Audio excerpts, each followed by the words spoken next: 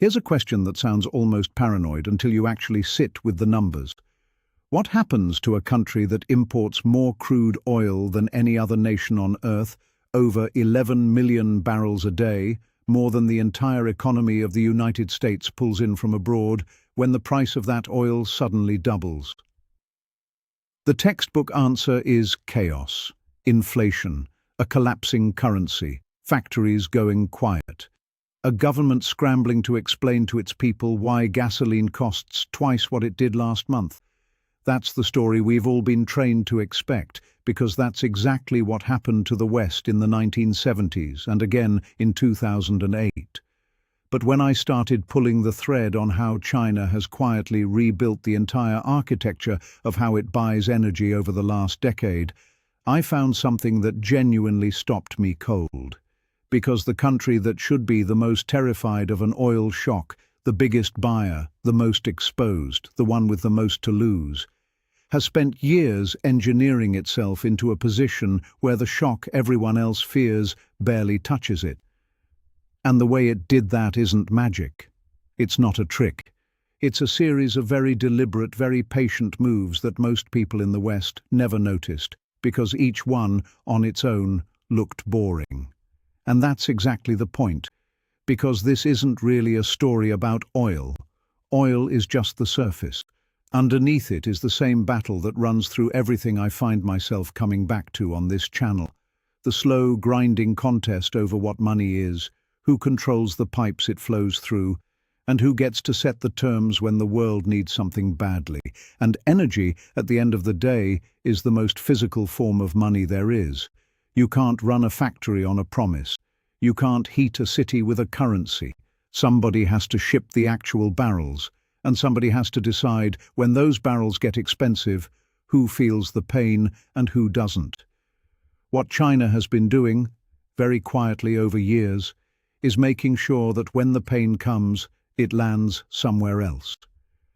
Now let me tell you what caught my eye, because it wasn't a single dramatic headline.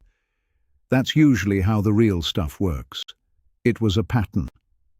I was reading through a stack of energy trade data late one night, the kind of dry material that puts most people to sleep, and I kept noticing the same thing showing up in different corners of the picture.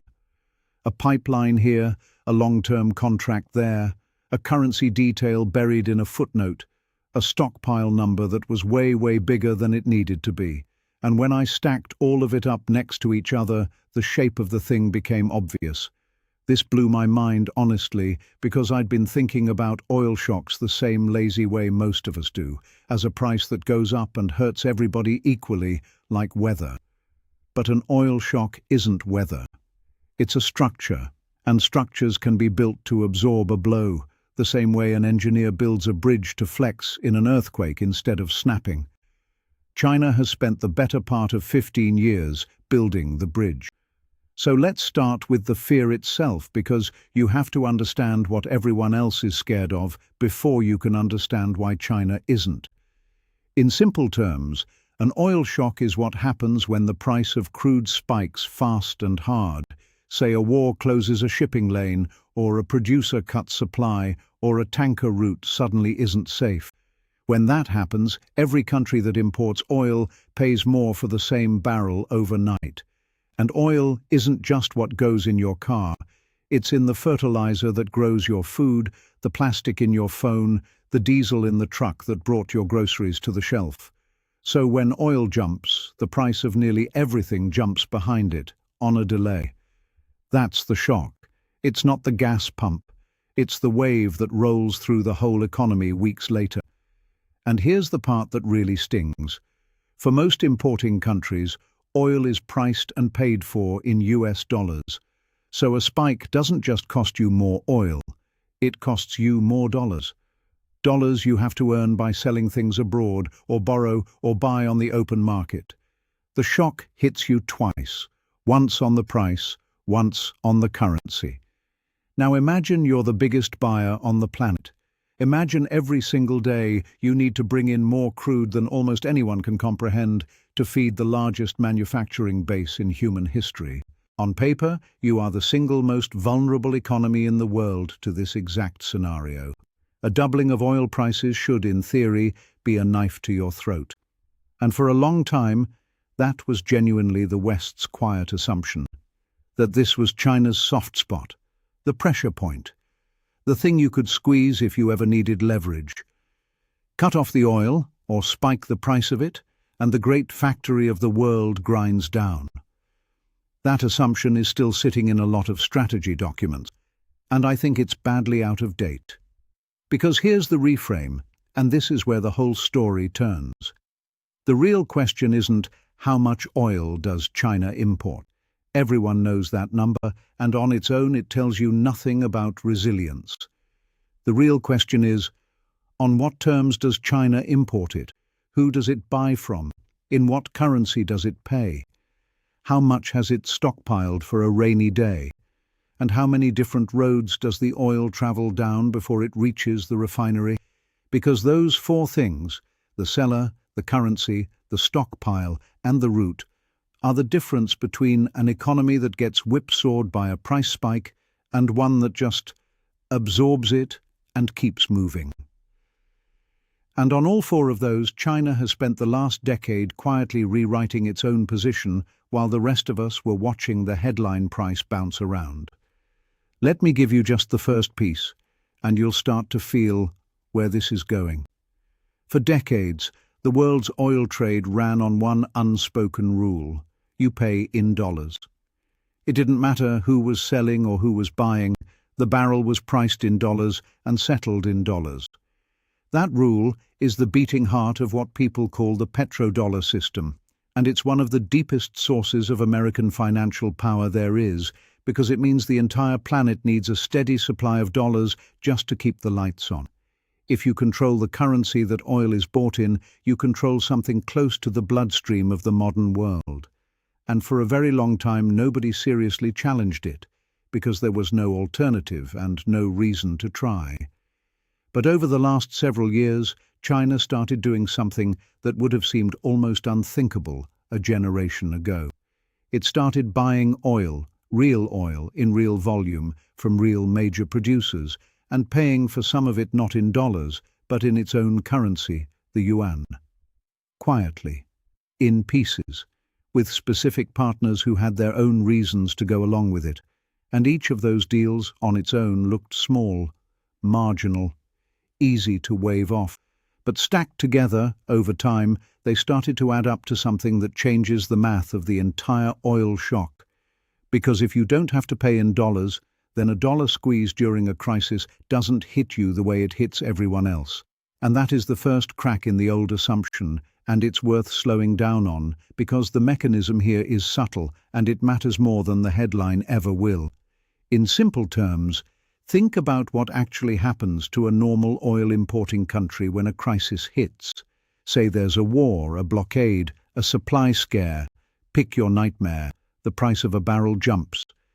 But that's only half the pain. The other half is the currency. In a global panic, money doesn't stay put. It runs.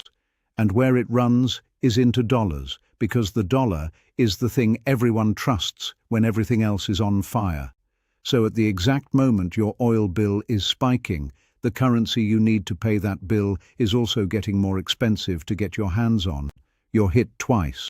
The barrel costs more, and the dollars to buy the barrel cost more. That double squeeze is what turns a manageable price increase into an economic emergency for a lot of countries. It's the reason an oil shock can gut a currency, blow out a trade deficit, and force a central bank into brutal decisions all in the same month. Now here's the part that reframes everything. If you've arranged to buy a meaningful slice of your oil in your own currency, a currency you print, a currency you control, then that second squeeze, the currency squeeze, just doesn't land on you the same way. You're not scrambling for dollars in a market where everyone else is scrambling for dollars. You're paying in something you have an infinite supply of by definition. And I want to be careful and honest here, because this is exactly the kind of place where these stories go off the rails into hype. It is not the case that China buys all of its oil in yuan. Most of the world's oil and most of China's oil is still priced and settled in dollars. That's just true. The dollar is still the dominant currency of the energy trade by a wide margin, and anyone who tells you it's been dethroned is selling you something.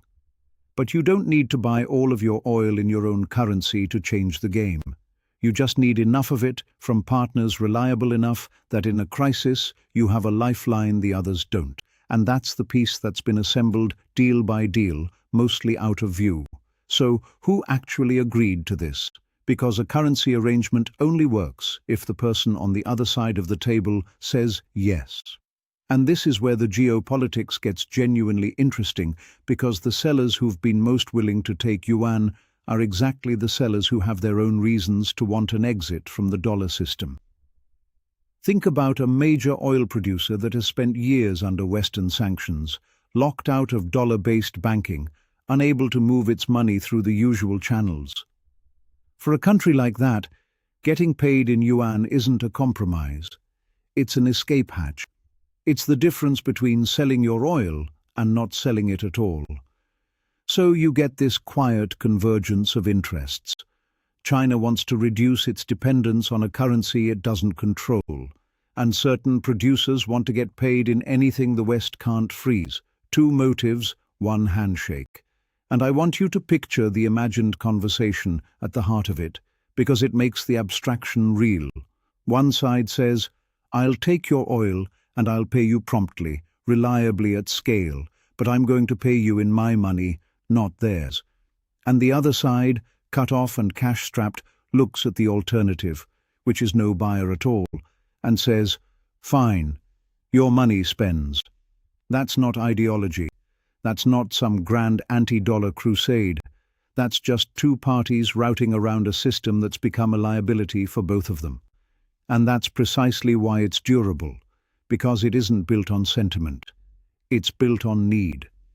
Now the skeptic in the room, and you should always keep a skeptic in the room with this stuff, will say, "Okay, but what does the seller do with all those yuan once they have them?" Because a currency is only useful if you can spend it. And that's a completely fair challenge, and for years it was the real bottleneck. What good is getting paid in yuan if the only thing you can buy with it is Chinese goods? Well, this is where the machinery has been quietly built out underneath the deals. There's now an oil futures contract priced in yuan, trading on a Chinese exchange, which gives that currency a real price discovery role in the energy market for the first time. And crucially, and this is the clever part, that contract is designed to be convertible into gold. So the seller who's nervous about holding a pile of yuan has an off-ramp. Take the currency, and if you don't trust it long-term, turn it into physical gold, the one asset that no government anywhere can freeze or dilute by decree. That little bridge, oil to yuan to gold, is doing an enormous amount of work because it answers the trust question without requiring anyone to trust anyone. You don't have to believe in the yuan forever.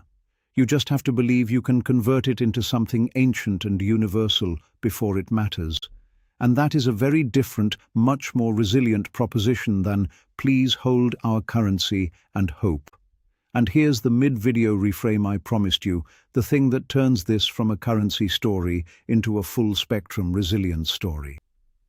Because the currency piece is real, but on its own it would only be a partial shield. If all China had done was arrange to pay in yuan, it would still be exposed to the price of the barrel and to the physical delivery of the barrel. A currency workaround doesn't help you if the oil literally can't get to your ports. So the truly important question isn't just how China pays, it's what happens on the days the oil doesn't want to arrive at all. What happens when the barrels are priced through the roof, or when the sea lanes those tankers travel are threatened, or when a single narrow waterway that a huge share of the world's oil squeezes through becomes a choke point that someone decides to choke. That's the scenario the strategy documents are really built around. That's the actual leverage everyone assumes exists. And it's where China has spent the most money, taken the most heat, and made the most deliberate, expensive, long-horizon preparations. The kind that don't make headlines because they're boring and slow and enormous. Two moves in particular. The first is a stockpile so large it changes the arithmetic of a blockade entirely. and the second is a set of physical routes for the oil that don't touch the water everyone's worried about at all.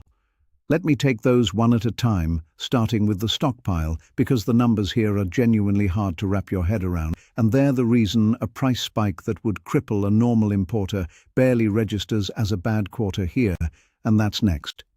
Start with the stockpile, because it's the least glamorous and the most decisive.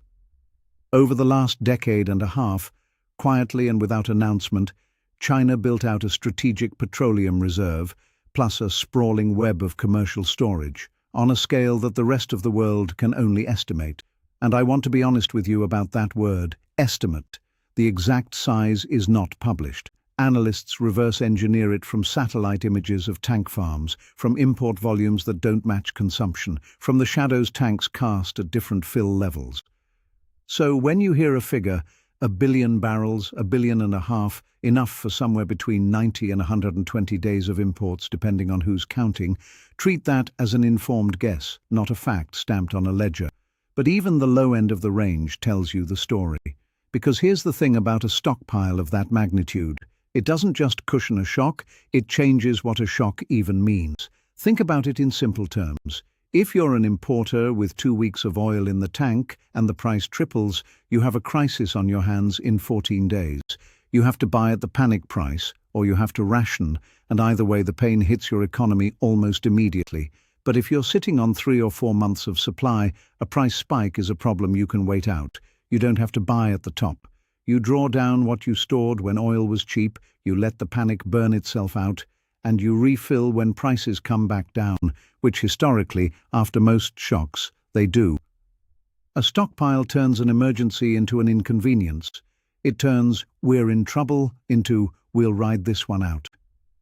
And that is exactly the psychological posture that makes a country hard to pressure, because leverage only works if the other side is afraid, and it's very hard to frighten someone who has a full pantry.